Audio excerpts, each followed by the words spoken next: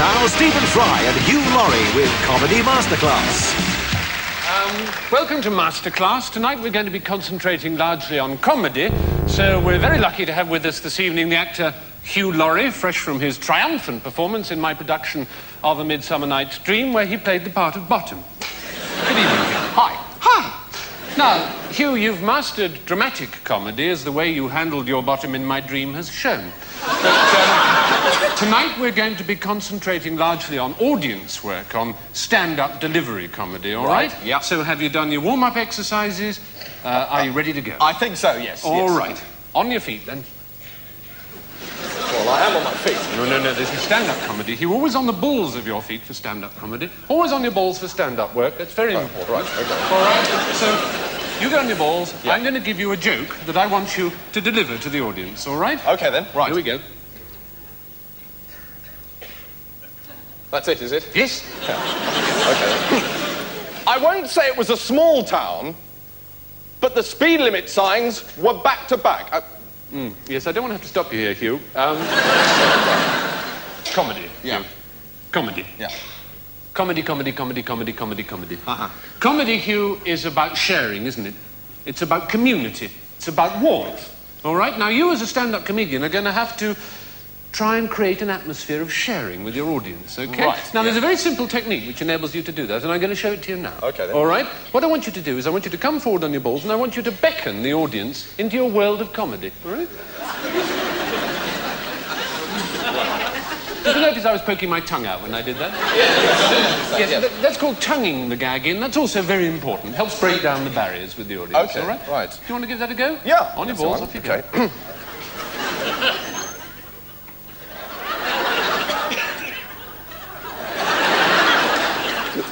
Good, excellent. I've noticed a bit of stiffness in your hand there. Did you do any hand-warming exercises? Not specifically No, we don't want any hand-warming. stiffness. There is a very good hand-warming exercise you might like to join in with. Yeah, All right, okay. you simply put hands between the legs, give them a good warm-up. Do you want to try that? Yeah, okay. Good, off you go.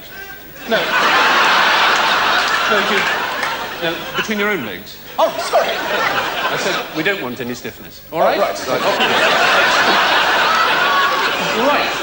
Well, that takes care of the atmosphere of sharing and warmth, but there's another atmosphere we wish to get across, isn't there? That's an atmosphere of danger, of risk, of conspiracy. Uh-huh. Now, the way to get that across is to imagine that there are people planted in the wings who don't want you to tell the joke.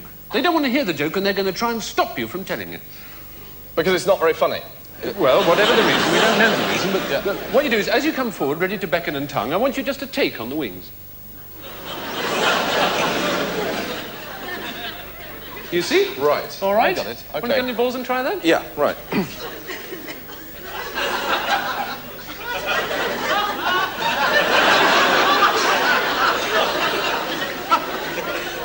I won't say it was a small town, but the speed limits were back to back.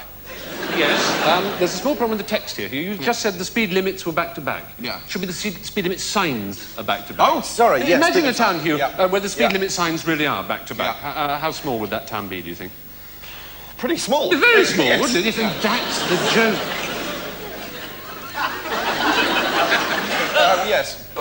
Yes, fine. Well, it's just that why do I say that I'm not going to say it's a small town, and then almost immediately I say it's a small town? You know, it just... Never analyse comedy, Hugh.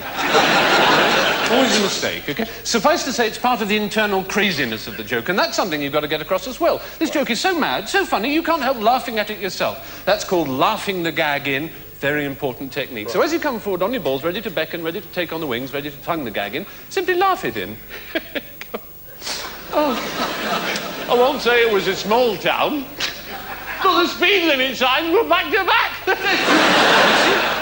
Don't worry about the northern accent, that'll come in time. All right? Now, do you think you're ready to put that all together into a whole routine? I don't see why not. All right, now I've written down on a piece of paper here 1 or 2 phrases you can just sprinkle into your routine. Right.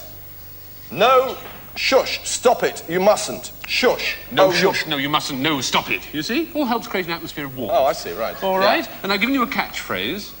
Don't you start, madam. That's right, don't you start, madam. That's going to be your catchphrase, OK? Off you go. No, stop it, don't, you mustn't. Ah, but you're wicked. What do you think you're doing? I won't say it was a small town. Catchphrase. What? Let's have your catchphrase. Don't you start, madam. Yes, not to me, to the audience. Don't you start, madam. Yes, no, find someone in the audience to work. Don't you start, madam. Good, good. Now, half the tag in. But the speed limit signs were back to back. Good. Excellent. Very, very funny. Thank you. All right. Well, I think that just about wraps up our time here. But let's say goodbye using a bit of, little bit of crosstalk, a bit of double act talk. Right, I'll give you the script. Okay. This is how it goes. Right, well, that's what we've got time for, ladies and gentlemen. So until the next time, it's time to say goodnight. Say goodnight, Hugh. Good night. Hugh. What? Well, as you can see, still a bit of a way to go there, but not to worry, because we'll be back at the same time next week. Until then, good night. Good night, Hugh.